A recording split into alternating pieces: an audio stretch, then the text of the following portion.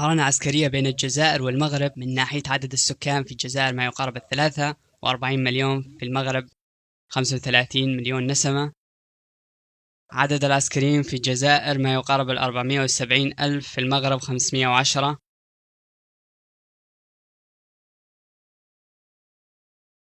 القوات الفاعلة في الجزائر 130 ألف، في المغرب 310.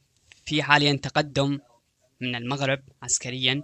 القوات الاحتياطية في الجزائر 150 ألف جندي، المغرب 150، كلا الجهتين 150 ألف. القوات الردفية في الجزائر 190 ألف، في المغرب فقط 50 ألف. إجمالي قوة الطائرات في الجزائر 551، في المغرب 249 طائرة. الطائرات المقاتلة في الجزائر 102، في المغرب 83 طائرة. طائرات هجومية خاصة في الجزائر 22، في المغرب 0. في تقدم من الجزائر من هذه الناحية. طائرات النقل في الجزائر 60 طائرة، في المغرب ما يقارب 29.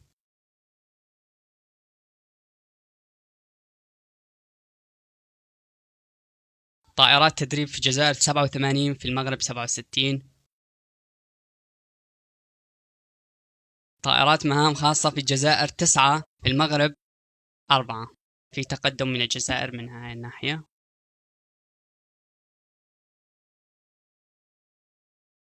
طائرات الوقود في الجزائر 3، في المغرب 2.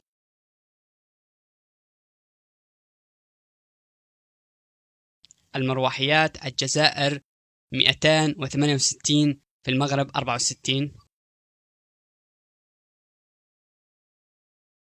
مروحيات هجومية في الجزائر 45، في المغرب 0. الجزائر تتقدم من ناحية الطائرات والمروحيات. من الناحية الجوية، دبابات الجزائر 2024 دبابة، في المغرب 3033. عربات مدرعة في الجزائر 7000 مدرعة، في المغرب 8. من الناحية الأرضية في تقدم من المغرب. مدافع ذاتية في الجزائر 324 مدفع، في المغرب 510. مدافع يدوية في الجزائر ما يقارب 396، في المغرب 156. راجمات صواريخ الجزائر 300 راجمة، في المغرب 144. عدد القطع البحرية في الجزائر 201، في المغرب 121. حاملات الطائرات في الجزائر 0، في المغرب 0، كلا الجهتين 0. حاملات المروحيات الجزائر 1، في المغرب 0. من الناحية البحرية في تقدم من الجزائر.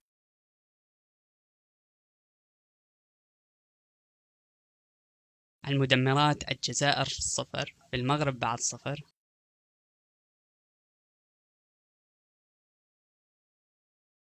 الفقاطات في الجزائر 8، في المغرب 6.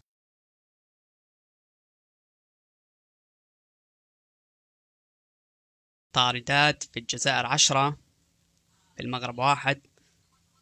الجزائر تتقدم من الناحية البحرية والناحية الجوية. غواصات الجزائر 8، في المغرب 0.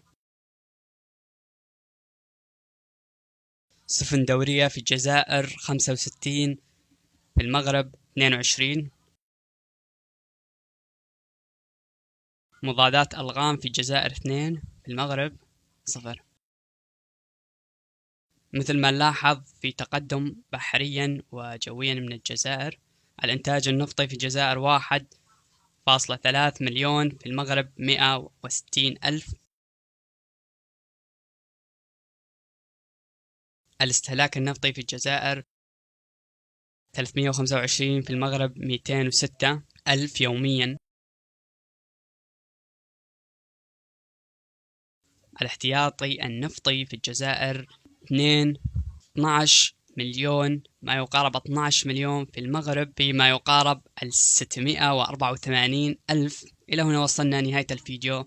فالجزائر تتقدم من الناحية البحرية والناحية الجوية، بينما المغرب تتقدم من الناحية الأرضية.